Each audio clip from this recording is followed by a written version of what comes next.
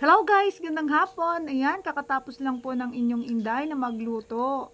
Kaso habang nagpapahinga, maglinis-linis muna ng bahay guys bago pumunta sa tindahan. Kasi ang inyong Inday, gusto ko pag ako umalis malinis ang bahay para pagdating ko malinis pa rin. Kasi ayoko guys na nakikita na napaka-alikabok o napakalinis ng bahay at hindi nakaayos ang bahay. Ayoko na gano'n, nai-stress ako eh.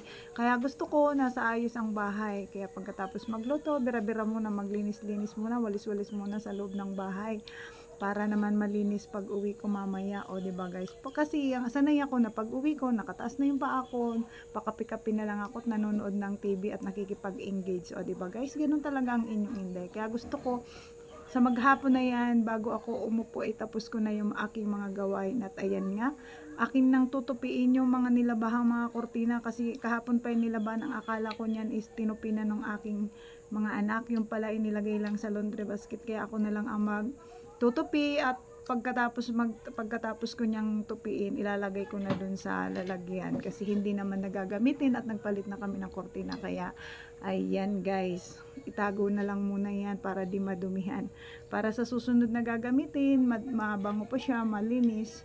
O diba guys, hindi na ako maglalaba uli niyan, kaya kailangan mo nang itago natin yan at nang hindi na madumihan para di masayang yung ating paglaba, o diba?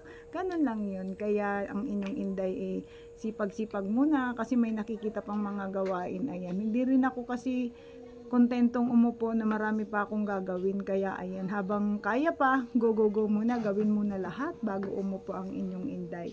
Kaya ayan, kasi hapon na, kaya binibilisan ko na ang pagtupi para makasunod na ako dun sa aking asawa sa tindahan. Kaya sana panoorin nyo hanggang dulo ang aking video. Ayan, tapos na ang inyong Inday magtupi ng mga nasa laundry na yan para naman wala nang ibang gawin. Bye bye!